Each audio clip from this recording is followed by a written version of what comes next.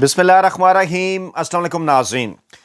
دوستو، میں آپ کے سامنے بلاول بھٹو زرداری صاحب کی ایک ویڈیو رکھنے جا رہا ہوں۔ یہ ویڈیو بالکل نئی اور تازہ ترین ہے، اور یہ ویڈیو ایک ایسے موقع پر سامنے آئی ہے جب امریکہ اور اسرائیل کی جانب سے ایران میں رجیم چینج آپریشن جاری ہے۔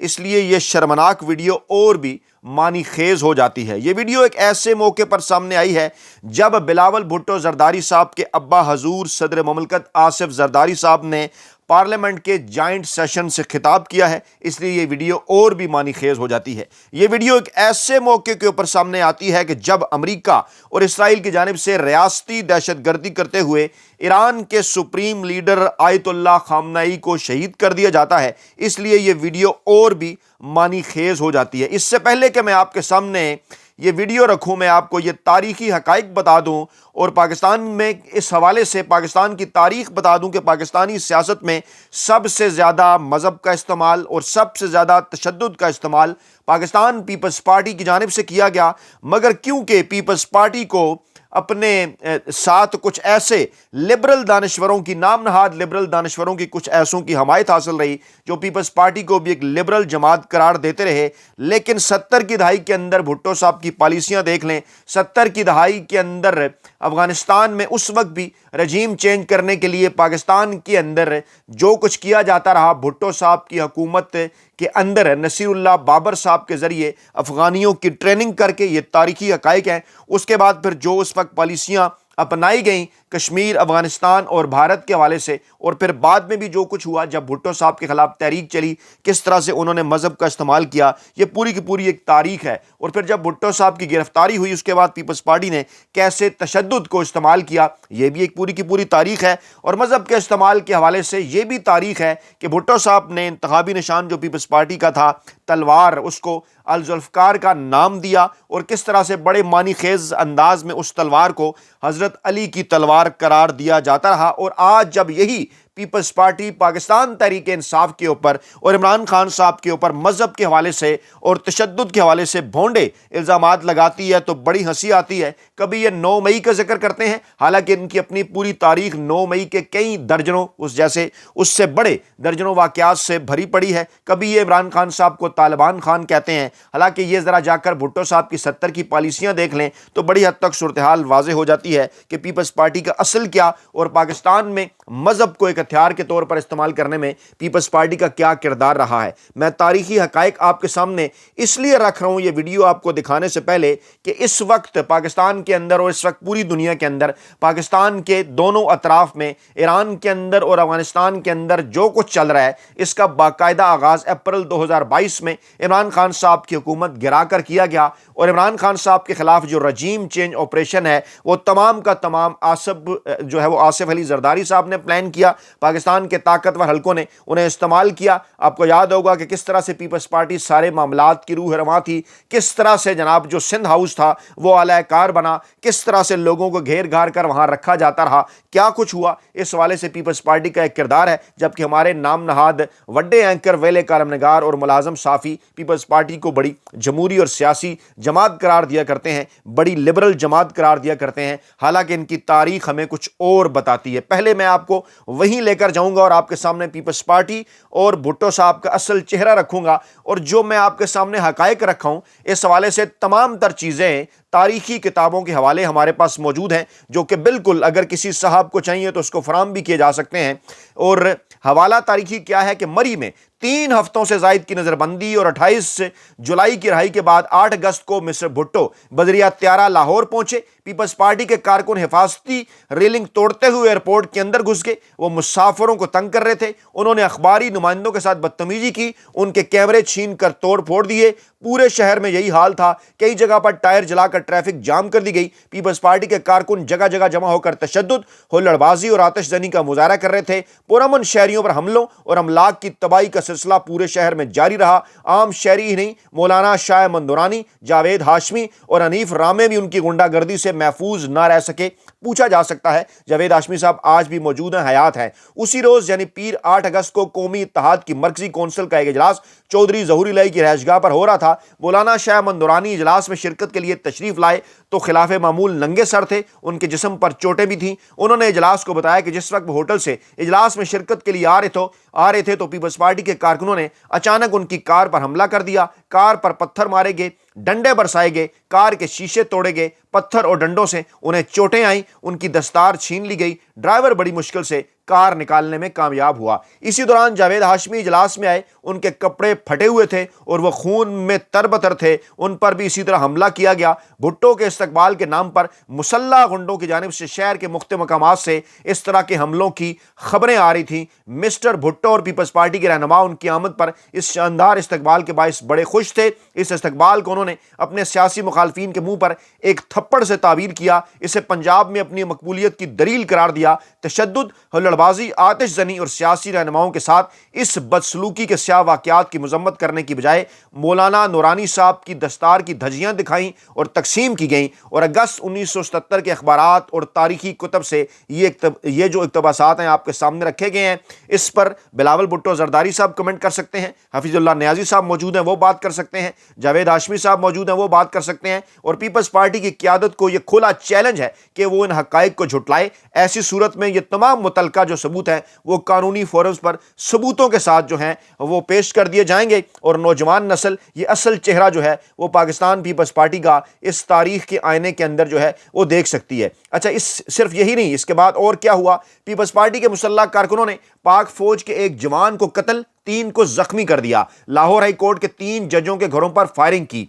18 दिसंबर 1977 को कराची में पीपल्स पार्टी के मुसल्लह कारकुनों ने पुलिस फोर्स पर हमला करके मुतअद्दिद पुलिस वालों को जख्मी कर दिया, गाड़ियों पर पथराव किया, सड़कें ट्रैफिक के लिए बंद कर दी, बैंक लूटने की कोशिश की। 18 दिसंबर 1977 को रावलपिंडी में पीपल्स पार्टी के कारकुनों ने पुलिस पर ईंटें बरसाईं, ट्रैफिक बंद कर दी, गवर्नमेंट ट्रांसपोर्ट की एक बस को आग लगा दी। 19 दिसंबर 1977 को कराची में पीपल्स पार्टी के मुसल्लह कारकुनों ने बंस रोड के मसरूफ 3 इलाका में दिन के वक्त एक सरकारी बस को आग लगा दी।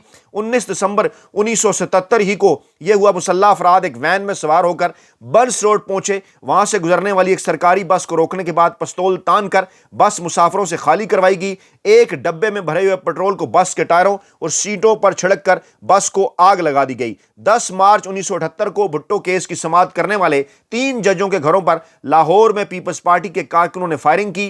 रात को 10:30 और 11:30 बजे के दरमियान जस्टिस ज़कीउद्दीन पाल, जस्टिस आफ्ताब हुसैन और जस्टिस गुलबाज खान की क़यामगाहों के बाहर एक कार से हवाई फायरिंग की गई। टेलीफोन करके जजों को धमकियां भी दी गई। पुलिस हुकाम को इन वाक़यात की इतला दी गई। पुलिस तहकीकात के मुताबिक ये कार्रवाइयां पीपल्स पार्टी के कारकुनों की जानिब से की गई। अक्टूबर 1978 में भुट्टो की गिरफ्तारी के खिलाफ सिंध और पंजाब में पुरतशद्दुद मुजाहरे किए गए। जाम शोरों में पीपल्स पार्टी के मुश्तइल मुसल्लह कारकुनों ने पुरतशद्दुद एहतजाज किया। कई जगह तोड़ फोड़ और फायरिंग की गई। पीपल्स पार्टी के मुसल्लह कारकुनों ने एक फौजी को कत्ल और 3 को जख्मी कर दिया। मैं रिपीट कर रहा हूं, पीपल्स पार्टी के मुसल्लह कारकुनों ने एक फौजी को कत्ल और 3 को जख्मी कर दिया।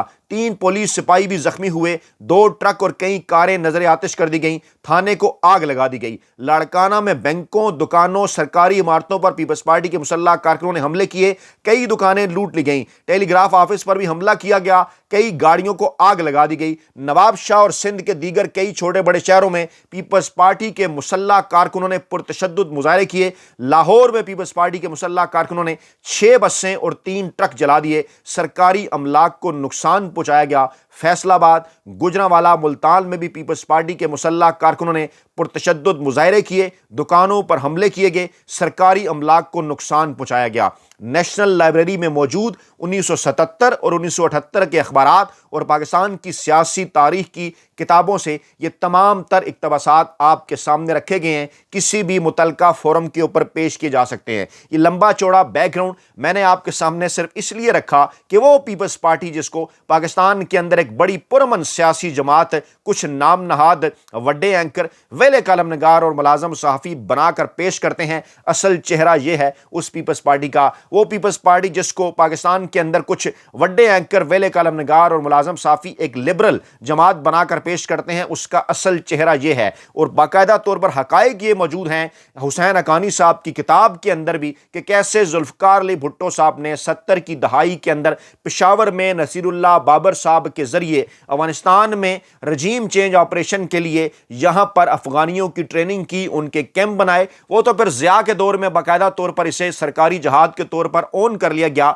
बाकायदा इन तमाम तर मामलात का आगाज़ بھٹو صاحب کے دور میں ہوا تھا، جب افغان پالیسی کے نام پر، جب وہاں پر افغانستان کو اپنا 5واں صوبہ بنانے کے نام پر، جب اسٹریٹجک ڈیپتھ کے نام پر افغانستان کے اندر مداخلت کا آغاز کیا گیا اور وہاں کی حکومت تبدیل کرانے کے لیے یہاں پر جو ہے وہ مسلح کارکنوں کو ٹریننگ کروائی گئی، ان میں سیاسی لٹریچر تقسیم کیا گیا، ان کے سیاسی نظریات کو پالش کیا گیا۔ اس قسم کے تمام تر کام جو ہیں وہ بھٹو صاحب کے دور حکومت میں ہوئے۔ اب یہی وہ پیپلز پارٹی ہے جو کہ اس وقت پاکستان کی مقبول ترین عوامی سیاسی جماعت پاکستان تحریک انصاف اور پاکستان کے مقبول ترین عوامی سیاسی رہنما عمران خان صاحب پر کبھی طالبان خان ہونے کے الزامات لگاتی ہے، کبھی 9 مئی کے حوالے سے دیگر الزامات لگاتی ہے۔ حالانکہ آج یہ بات ثابت ہو چکی ہے کہ اس وقت پاکستان کے چاروں طرف جو کچھ چل رہا ہے، ایران اور افغانستان کے اندر، پوری دنیا میں جو کچھ چل رہا ہے، یہ جو رجیم چینج جو کہ ایران کے اندر اسرائیل اور امریکہ کی جانب سے کیا جا رہا ہے، اور وہ رجیم چینج جس کے حوالے سے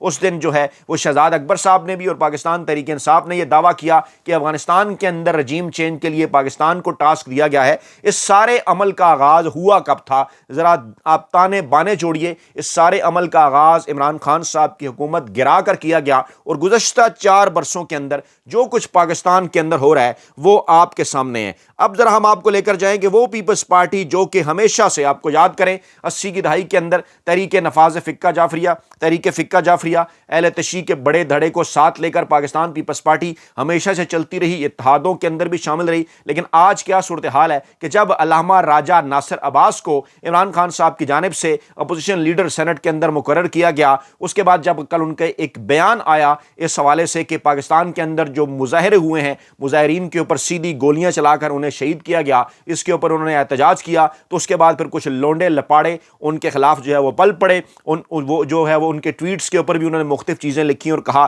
کہ جناب یہ تمام لوگ دہشت گردی پھیلا رہے تھے۔ لیکن پوری کی پوری ایک پاکستان پیپلز پارٹی کی تاریخ ہے، کس طرح سے پاکستان کے اندر ان تمام تر معاملات کو پیپلز پارٹی نے جہاں تک پہنچایا، اس کی ایک پوری تاریخ ہے۔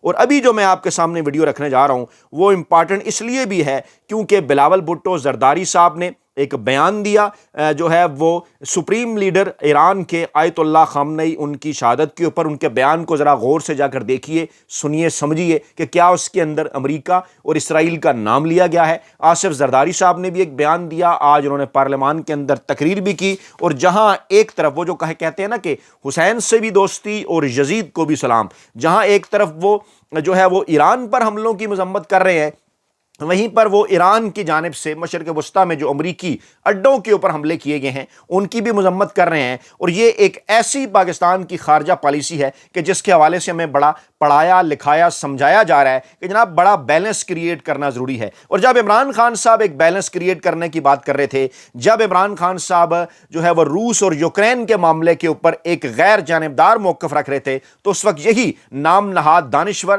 وڈے اینکر، ویلے کالم نگار اور ملازم صحافی ہمیں سمجھایا کرتے تھے کہ نہیں جناب عمران خان صاحب کو اس معاملات میں نہیں، اس طرح کے جو ہے وہ اس معاملات میں امریکہ کو سپورٹ کرنا چاہیے، بلکہ باقاعدہ طور پر اسٹیبلشمنٹ نے اپنا وزن وہاں پر، ذرا باجوہ صاحب نے ایک سیمینار کے اندر خطاب کرتے ہوئے وزن کس پلڑے میں ڈال دیا تھا وہ آپ کو اچھی طرح سے یاد ہے۔ تو یہ جو انکار عمران خان صاحب نے اس وقت بھی کیا تھا امریکہ کو کہ ہم نے بیلنس کریٹ کرنا ہے، بھارت کی ہمیشہ سے یہی پالیسی رہی ہے کہ بیلنس امریکہ اور روس کے دوران، ایران اور سعودی عرب کے دوران ہر جگہ ان کے تعلقات بہترین ہیں، اسی طرح سے چین اور دیگر ممالک۔ لیکن پاکستان کے معاملے میں آپ دیکھ سکتے ہیں کہ کیا کچھ ہوتا رہا ہے، اور آج اس وقت منافقت کی انتہا ہو گئی کہ جب یہ جو اس وقت بڑی تیزی کے ساتھ ویڈیو وائرل ہے کہ جناب بلاول بھٹو زرداری صاحب سے جب پوچھا جا رہا ہے کہ جناب کہ آپ کیا بات کریں گے، تو بلاول بھٹو زرداری صاحب کیا آگے سے مسکرا رہے ہیں، کیا بات کرتے ہیں، ذرا غور سے سنیے۔ ذرا پہلے آپ دیکھیے، یہ امریکہ کا نام نہیں لیا جا رہا، مذمت کریں گے۔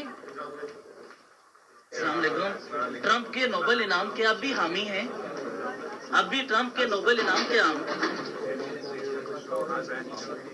بلاول صاحب اب بھی ٹرمپ کے بلاول صاحب اب بھی ٹرمپ کے نوبل انعام کے حامی ہیں۔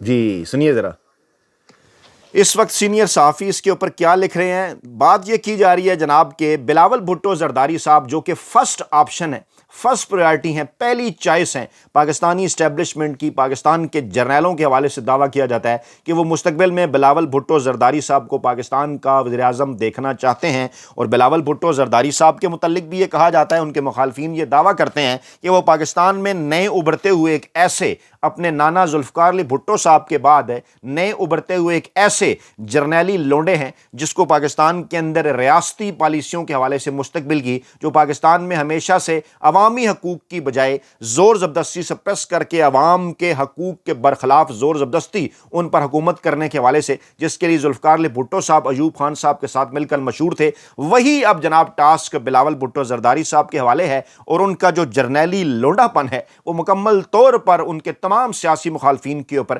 مکمل طور پر آشکار ہو چکا ہے۔ ان سے محبت کرنے والے بھی اس وقت یہ پوچھ رہے ہیں کہ جناب کیا اب ایک بار پھر آپ نوبل انعام کے لیے ڈونلڈ ٹرمپ صاحب کو نامزد کریں گے؟ آگے سے بلاول بھٹو خاموش۔ ان سے پوچھا جا رہا ہے کہ جناب آپ امریکہ اور اسرائیل کا نام لے کر مذمت کیوں نہیں کر رہے؟ آگے سے بلاول بھٹو صاحب خاموش۔ تو یہ شرمناک ویڈیو ہمیں یہ بتاتی ہے، ہمیں یہ سمجھاتی ہے کہ پاکستان کی نوجوان نسل تمام تاریخی حقائق سے آگاہ ہے اور یہ بات اچھی طرح سے جانتے ہیں کہ پیپلز پارٹی کی اس وقت کی خاموشی کی وجہ کیا ہے، صرف اور صرف آل کھال اور مال۔ اپنا بہت خیال رکھیے گا، دعاؤں میں یاد رکھیے گا۔ نئی ویڈیو کے ساتھ جلد حاضر ہوں گے، اللہ نے کے بعد۔